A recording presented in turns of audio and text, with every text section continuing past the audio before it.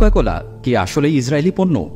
কোকাকোলার official website অথবা রিপোর্টে কোথাও আপনি কোকাকোলার সাথে ইসরায়েলের নামগন্ধও পাবেন না। উইকিপিডিয়া থেকে শুরু করে যে কোনো জার্নাল, কোথাও কোকের সাথে ইসরায়েলের কোনো সম্পর্ক নেই। কোকাকোলার প্রতিষ্ঠাতা হেড অফিস, কোথাও কোনো ইহুদির নামও পাবেন না। তাহলে কিভাবে কোকাকোলা ইসরায়েলি পণ্য হলো? আর কেনই বা মুসলিমরা প্যালেস্টাইন ইস্যুতে কোকাকোলাকে বয়কট করছে? মুসলিম বিশ্বের সহজ ভাষ্য, কোকাকোলা ইসরায়েলকে সাহায্য করে, তাদের দেশে নিজেদের কারখানা আছে। কিন্তু কোথাও কারো কারখানা থাকা মানে তো এই না যে তারা একজন আরেকজনকে সাপোর্ট করে। আসলে আমরা সাধারণ মুসলিমরা খুব সহজভাবে ঠিক এভাবে চিন্তা করি, এজন্য সবাই এমনটাই বলে থাকে। আর তাই এর বিপরীতে অনেকে আবার বলে যে প্যালেস্টাইনেও তো কোকাকোলাদের ফ্যাক্টরি খুলেছে, এর মাধ্যমে প্যালেস্টাইনের মানুষও তো কাজকর্মের সুযোগ পাচ্ছে, আর ফিলিস্তিনে তো কোকার ফ্যাক্টরি আছে। কিন্তু বাস্তবতা কি আসলেই তাই? চলুন কোকাকোলা নামক সমুদ্রের পানির উপর থেকে শুরু করা যাক। তুরস্কের পার্লামেন্ট থেকে বাদ পড়ল কোকাকোলা ও নেসলের পণ্য। Partnership from Coca-Cola, the Atlanta-based company, and the most popular soda company on the planet. Like Coca-Cola and Nestle, the lawmakers did not name these companies, but reports say these two have been pulled from the menu. We talk about Coca-Cola.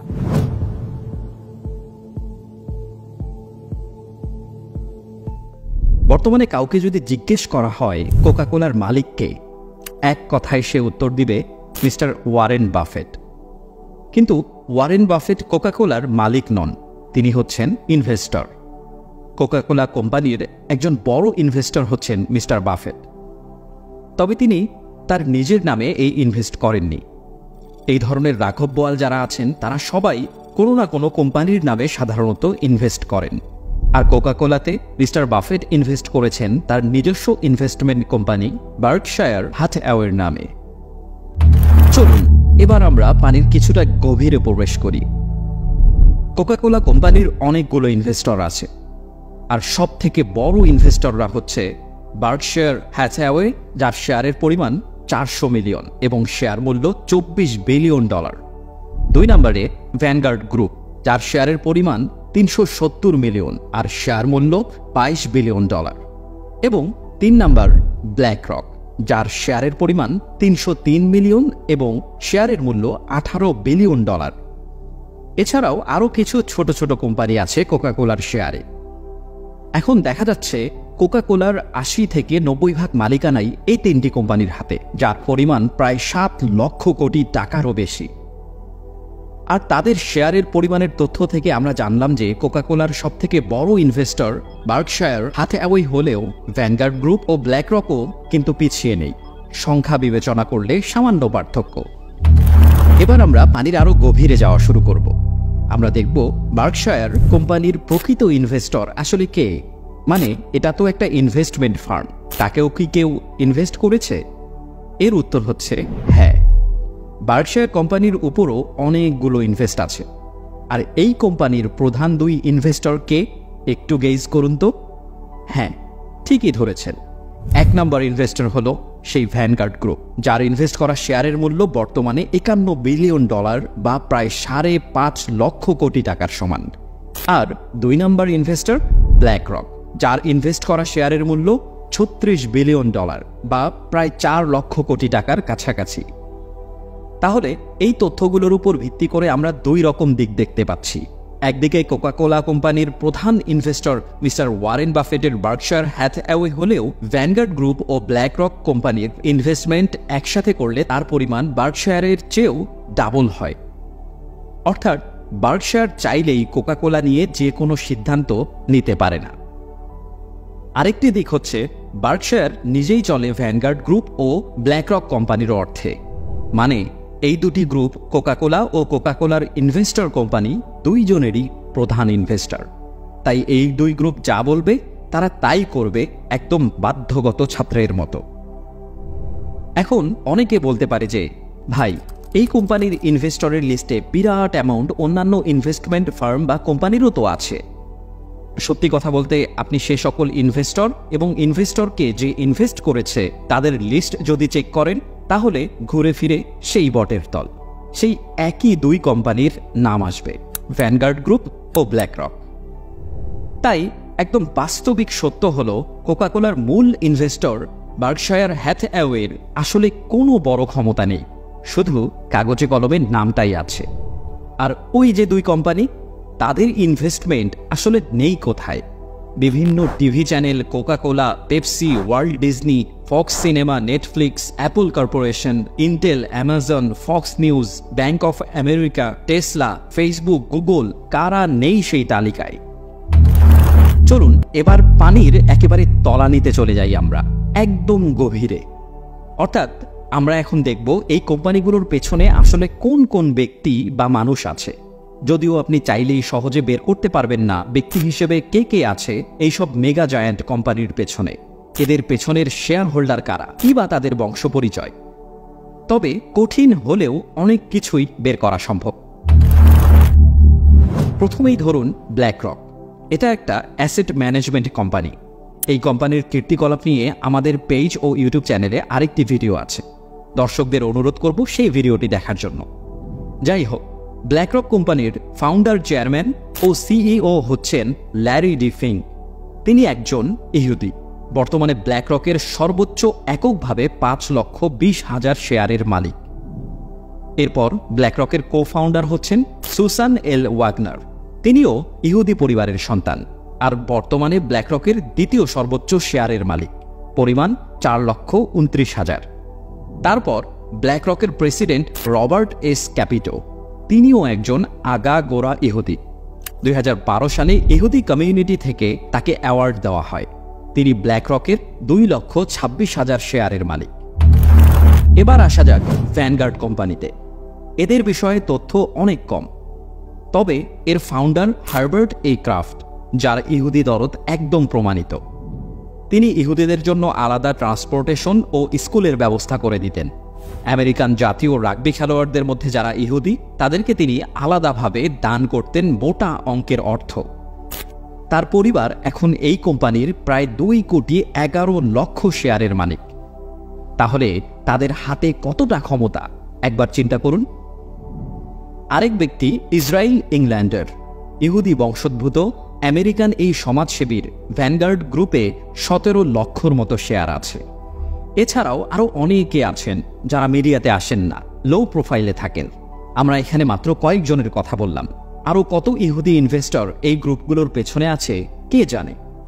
কেন আমেরিকার মতো দেশ তাদের কথায় উঠে বসে বিভিন্ন ক্রাইসিসে তাদের কাছেই আর্থিক সুবিধা প্রার্থনা করে, কেন ফেসবুক সহ বড় বড় টেক কোম্পানি তাদের কথায় সুর মেলায়, উত্তরটা হয়তো এখন খুব সহজেই মেলাতে পারবেন। তবে এত এত অর্থ, এগুলো কিন্তু তাদের নিজেদের না, এগুলো সবই মানুষের টাকা, কাগজে কলমে মানুষের টাকা, কিন্তু বাস্তবে এই অর্থগুলো তাদের হাতে, তাদের কন্ট্রোলে। সিদ্ধান্ত তারা নেয় কোথায় ইনভেস্ট করবে আর কোন দেশকে কখন সাহায্য করবে। এই কোম্পানিগুলো যদি একবার Coca Cola, Google, Facebook, BBC news media কিংবা হলিউডকে বলে আমাদের ইনভেস্টমেন্টের টাকা নিয়ে যাব তোমার কোম্পানি থেকে, তাহলেই হয়েছে। ফেসবুকের প্রায় $100 বিলিয়ন একদম শেষ, পুরো পথে নেমে যাবার অবস্থা হবে তাদের। তাহলে এই আলোচনা থেকে সহজেই বুঝতে পারছেন কোকাকোলা আসলে কাদের। প্রকৃত সত্য হচ্ছে কোকের ফাউন্ডার যেই হোক, এর কন্ট্রোল এবং সুবিধাভোগ সম্পূর্ণ ইহুদিদের। আশা করি বুঝতে পারছেন কেন সব কোম্পানি প্যালেস্টাইন ইস্যুতে একদম চুপ হয়ে আছে। এমনকি আমেরিকার নিজেরও ক্ষমতা নেই এই কোম্পানিগুলোর বিপক্ষে যাওয়ার। 2021 সালে ব্ল্যাকরক 10 ট্রিলিয়ন অ্যাসেট ম্যানেজমেন্ট করেছে, যা কিন্তু সম্পূর্ণ আমেরিকার সেই বছরের 40% জিডিপি এর সমান। শুধু কি আমেরিকা, এদের সুবিধাভোগী আরও নানা দেশ আছে এদের পক্ষে বা ইসরায়েলের পক্ষে। এখন আপনি বুকে হাত দিয়ে বলুন তো, যেই দেশ, যেই কোম্পানি বা যারা আপনার মা, বাবা, ভাই, বোন ও সন্তানদের নির্বিচারে হত্যার পেছনে ফান্ডিং করছে, অথবা ফান্ডিং তো পরের বিষয়, এই জঘন্য হত্যাকাণ্ড ও দখলদারিত্বকে সন্ত্রাস দমনের নামে সমর্থন করছে, তাদেরকে কি আপনি সমর্থন করবেন? একজন মুসলিম হয়ে অপর মুসলিম, বিশেষ করে নিষ্পাপ ছোট ছোট ফুলের মতো শিশুদের হত্যাকারীদের আপনি সমর্থন করবেন? তাদের পণ্য ভোগ করে তাদেরকেই আর্থিকভাবে হৃষ্টপুষ্ট করবেন? তাদের সামান্য পণ্য বয়কট করতে গিয়েও আপনার সামনে নানা অজুহাত চলে আসবে? প্রশ্নগুলো সবাই নিজেকে করুন এবং আশা করি উত্তরটাও পেয়ে যাবেন। এবার আসি আরেক প্রশ্নে। বিশেষ করে মুসলিম নামধারী সেকুলার ও ইসলাম বিদ্বেষীদের কাছ থেকে এই প্রশ্নটি বেশি শোনা যায়। তারা বলে, ইহুদিদের তৈরি ফেসবুক কেন ব্যবহার করেন? কোককে যদি আমরা ইহুদিদের পণ্য হওয়াতে বয়কট করি, তাহলে আপনি তো ফেসবুকও চালান। ফেসবুকও তো ইহুদিদের, ফেসবুককেও বয়কট করুন। আরও অনেক ইসরায়েলি পণ্য আছে, সেগুলোও বয়কট করুন। তাদের এই কথার জবাব একদম সহজ। ধরুন আমাকে বাধ্য হয়ে বা বিশেষ কারণে প্রতিদিন 5 ফোঁটা করে বিষ খেতে হয়। এখন এই জন্যে কি আপনি বলবেন, ভাই আপনি তো প্রতিদিন 5 ফোঁটা বিষ খান, তাই আপনাকে এই বাটিতে থাকা আরও 10 ফোঁটা বিষ খেতে হবে, কেন খাবেন না? অথবা বললেন, ভাই আপনি তো প্রতিদিন 5 ফোঁটা বিষ খান, আজকে হঠাৎ করে 3 ফোঁটা করে কেন খাবেন? এই 2 ফোঁটা বিষ খাওয়া বন্ধ করে কি উপকার করবেন নিজের? আগেও 5 ফোঁটা খেতেন, তাই এখনও 5 ফোঁটা বিষ খান। এরকম কথা কি কেউ বলবে? না, বলবে না। তবে হ্যাঁ, আমাদের চারপাশ ইসরায়েলের পণ্য দিয়েই ঘেরা, মানে তাদের ইনভেস্টমেন্ট ও ম্যানেজমেন্টে ফুলে ফেপে ওঠা কোম্পানির পণ্য আমাদের চারদিকে। এখন কোনো একটা ব্যবহার করতে হচ্ছে বলেই যে অন্যগুলো বাদ দিতে পারবো না, সেগুলোও ব্যবহার করতে হবে এমন তো কোনো কথা নেই। বরং যা যা বাদ দেয়া যায় তা আমাদেরকে অবশ্যই বাদ দিতে হবে এবং আমাদেরকে অল্টারনেটিভ বের করতে হবে।